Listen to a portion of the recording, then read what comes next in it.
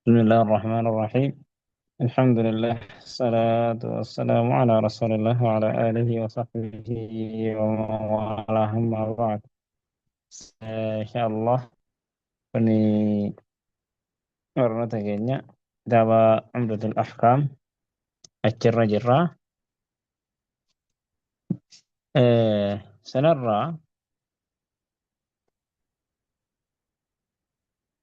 ما تدري إنه تقرأ جرو، ما تدري باب التمتع، وهي باب تمتعات. باب التمتع جتون أجي في أمراك يا ستي. تمتع نجافة رفي أنا أود أسئلة. tamattu'ini qanani'uudha asliin isaa. Ammas qanani'uudhuma ta'ee tamattu'ini baaba hajjii fi umraa keessatti yeroo dhufe maali? Baatii hajjii keessa umraadhaaf hidhatu. Baabu tamattu'i jechuun baabni kun baatii hajjii keessa umraadhaaf hidhatuutu tamattu'a jedhama jechuudha. Amma as keessatti waa'ee tamattu'aa fi amma gosti hajjiidha yookaan gosti ittiin hajjii godhanu umraa fi hajjiin akkaataa sadi qaba. Dalagaan hajjiidhaa fi umraadhaa akkaataa sadi qaba. Tokkoffaan ifraadaa fi qiiraanaa fi tamattu'a. Ifraada, qiiraana, tamattu'a jedhama. Akkaataan hajjiin itti godhamu, hajjii fi umraan akkaataan inni itti godhamu akkaataa sadii bareechaati hubadha. Dirqama beekuu qaba, namni musliimaa kana beekuu qaba. Hajjii fi umraani akkaataa saditti godhama. Tokkoffaan ifraada. Ifraada jechuun hajjiidhuma kophaa godhu, kan umraa ittiin makne hajjiidhuma qofa godhu tokko. Lammaffaan qiraana. Qiraana jechuun hajjii fi umraa bakka tokko walitti qindeessaneetuma godhu. Sadaffaan tamattu'a. Tamattu'a. Tamattu'in immoo maali? Jalqaba umraa gootee kaatee eeganaa hajjii itti aansita. Baatiidhuma hajjii keessa ji'uma silaa hajjiin keessa godha. Ji'a hajjii kana keessatti ji'a hajjii keessa umraa gootee kaatee hiikkattee fakkeenyaaf makkaa dhattee dursitee zulhijjaa guyyaa tokkos haa ta'u hajjii fi umraa tamattu'aa miti.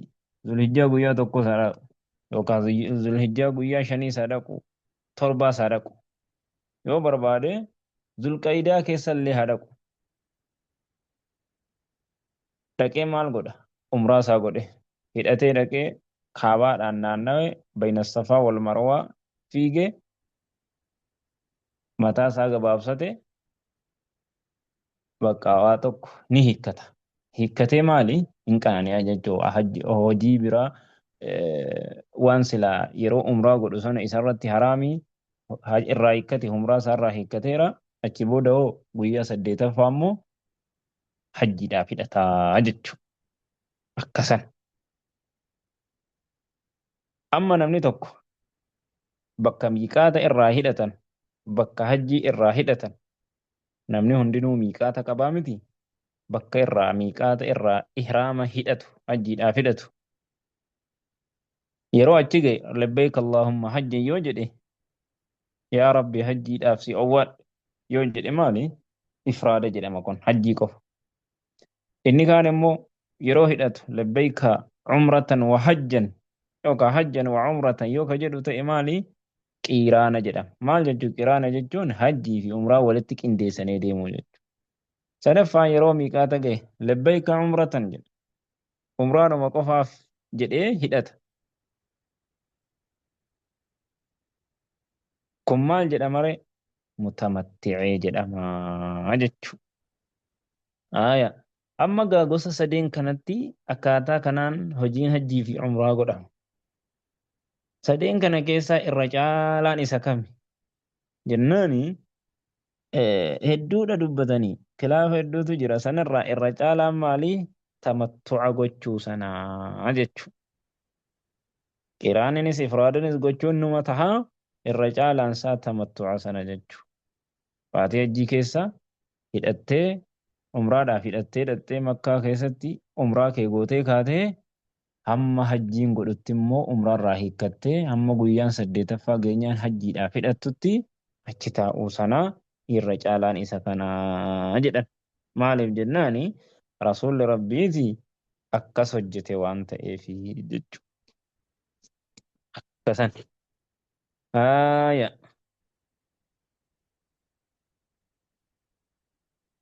وفيه 4 أحاديث. وقلنا كان جلتي حديث أفرت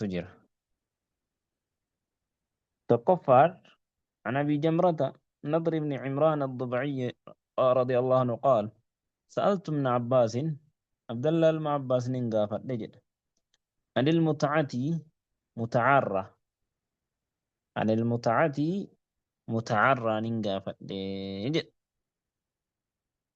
أنني أورا تمتع إيسا جدون سن الراجج متعة كجن سني تمتع محمد بتاء نسان فأمرني بها تمتع قدو متعة قدو سنتين أجج حجي وهجي ساسنا تمتع قدو عمره قدني hiikkatanii kaane guyyaa hajjiin isaa geenyaan gaafa hajjiin guyyaan hajjii gahe immoo hajjiidhaaf hidhatanu sanatti ajaje. Wasa'altuhu amma isan gaafadhe anil hajjii wareegarra wareega waan godhan waan qalanutu jira. Isa sanarraa nan gaafadhe faqaala ni jedhe fiihi wareega kana keessatti juzuurun gaalawwantu jira jedhe. Gaalli nama 10f wareega nama 10f jechuudha.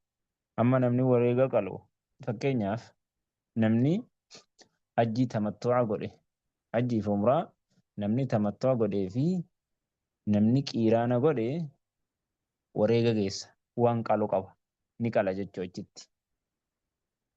Eenyu nama lamatu wareega qala. Nama hajjii fi umraa walitti qindeessee godhe ni qala.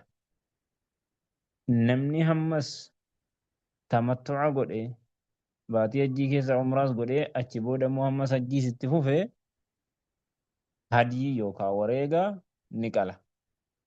Namni immoo hajjii qofa kan godhu ta'e wareega hin qalu jechuudha. Haayye. Namni immoo wareega hin qabne hoo akkam ta'a itti dhufna. فقال نجد فيه هدي وريغا سنكيستي جزور قال تجرى جده قال مو نما كدن أو بقرة تكا هلون نما ترباف أو شاة تكا ريتي تك نما متك أو شرك تكا هو لتشركودا في دم يجوسو كيستي جج سوني مالي قال في لون كيستس ولتشركودا يوم موهن كم نقبا قبات قال نجد وكأن ناسا akka waan namoonni garii karihuuhaa tamattu'a godhuu kana hajjii fi umraa yeroo godhu tamattu'a godhuu kana akka waan jibbaneeti. Fanimtu nin rafee fara'aytu nin arge fil manaami manaama keessatti ka'anna insaanan akka waan namni wahii yunaadii lallabu hajjun mabruurun hajjiin kee hajjii qulqullii wa mutacatun mutaqabbala akkasuma mutacaa qeebalamtuu taate umraa ji'a hajjii keessa baatii hajjii keessa godhamte isii qeebalamtuu taate jedheen manaama keessatti itti dhufe. Fa'ataytu ibn Abbaas ammas deebi'ee Abdallaa ilma Abbaasitti dhufe fahaddastuhu dubbiin manaamaan arge sana ittiin hime. Faqaala ni jedhe Allahu akbar jedhe sunnatu abil qaasim sallallahu alayhi wasallam kuni kan itti goote kuni sunnaa abil qaasimii jedhe. Amma gaa manaamni sunnaa abil qaasimii jedhe manaamaa waan arge kana manaamni muumintootaa jedhan parsantaa 40 keessa harka 40 keessa harka tokko wahyirraahi jedhan wahyirraahi jedhan kan ambiyoota manaamni isaanii wahyiidhumatti qixxaataa ammoo kan muumintootaa hoo sadarkaa wahyirraa 40 parsantaa 40 keessaa tokko keessaa isa tokko jedhan manaamni mu'mintootaa jechuudha. Kanaaf akkas jechuun manaama isaatii fi hojichatu wal gale waan ta'eef. Ayye. Hadiisatti aanu maal jedha? An Xafsata zawji Nabiyyi sallallahu alaihi wasallam Xafsaa haadha manaa ergamaa Rabbi irraa gabaafamee annahaa qaalat ni jette. Yaa Rasuulallahi, yaa ergamaa Rabbi, maa sha'nu nnaasi? Maalli haalli namaadha? Halluu ni hiikkatan min alcumrati cumraarraa hiikkatan tamattuca godhan walam taxilla anta min cumratika ati immoo hin hiikkanne cumraa keetirraa hin hiikkanne faqaala ni jedhe maal jechuuf deema maa shaanu nnaasi maali haalli namaa halluu hiikkatan min alcumrati cumraarraa baatii hajjii fi umraa godhuu dhaqaneetuma umraa godhaneetuma hiikkatan tamattu'a godhan jechuudha. ولم تحل أنت أتمو هنيكن من عمرتك عمرك كرا هنيكن أكمي فكنيا نمني مدران كيرانا غريدك حجي في عمره وجين هدتيرك فكنيا ذو الحجاج الكبرتيو دكله ويا جلكبا عمران يروم ساعتي لما سدي كيس عمران hojjetamee dhuma hojiin umraa zulhijjaa jalqabarratti yoo dhaqe hajjii fi umraa walitti qiraana godhee walitti qiddeessee yoo hidhatee dhaqe ta'e umraa isaa sa'aatii sadii keessa yoo raawwate hanga gaafa hajjii fixee guyyaa 13 jechuun zulhijjaa 13 sanatti hiikkatuu hin danda'u.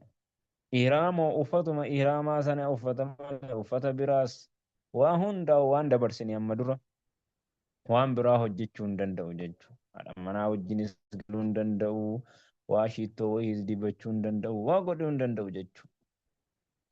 Kanaafuu ولم تحل أنت أتموهني كن من عمرتك عمرك الراء كمي جنة فقال نجد سلا تمتو ما سنة غاري نجد إني لبت أن مو وننهم عمرا راهي كتشو ديسي في ولتم متنسي رأسي رفين سمتاك يادا حبي وهيتين maaliif mataa waa irraa muruu hin ta'u namni hajjii godhu yookaan umraa godhu amma hojii sana raawwatutti fakkeenyaaf namni hajjii godhuu deemu baatiin hajjii sun eega seenee booda waa tokko rifeensa wayii hanga gaafa guyyaa dhaqee minatti rifeensa haddatutti rifeensa isaa haddachuu hin danda'u. Kanaafan mataa kiyya haphee wayitiin walitti maxxanse waqallattu ammas ni rarraasee hadii wareega kiyyatti rarraasee jira. Fakkeenyaaf wareegni kuni waan silaa achitti qalanu sana fudhatamee dhaqamaa miti abbaan danda'u. Yeroo fudhatamee dhaqamu kana keessatti waatu itti rarraafama, mallattoota itti rarraafama.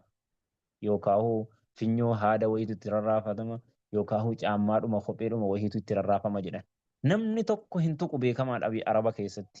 Maaliif jennaani wareega gama kaabaa deemaattu jechuudhaaf ni beekama waan ta'eef waa tokko yoo badillee tuqamuu hin danda'u waa tokko kabajaa qaba. Falaa ahillu ani immoo hin hiikkadhu hattaa anhara hamman qalutti waa tokkollee hin hiikkadhu jedhe. Akkasan. Maaliifi rasuulli gaa qiraana godheeti hajjii fi umraa isaa qiraana godhe. Egalee rasuulli maal godhe hajjiin kan rasuulli rabbii godhe qiraana hajjii fi umraa walitti qindeesse. Sababaan isaa immoo maali? Irra caalaan tamattu'a jechuu himeera rasuulli. Sababaan ani immoo umraarraa hin hiikkanne tamattu'a godhee fi sababan wareega duraan oofee dhufeef malee silaa immoo tamattu'uman godhaa jechuusaati. Kanaafuu irra caalaan ifraadaa fi qiraanaa fi tamattu'a keessa tamattu'a kanatu irra caalaadha jechuudha hojii hajjii fi umraa keessatti. Inshaallah hadiisumti lamaan kun nuuf gaadhaa fi هذا وصلى الله وسلم وبارك على محمد وعلى آله وصحبه أجمعين.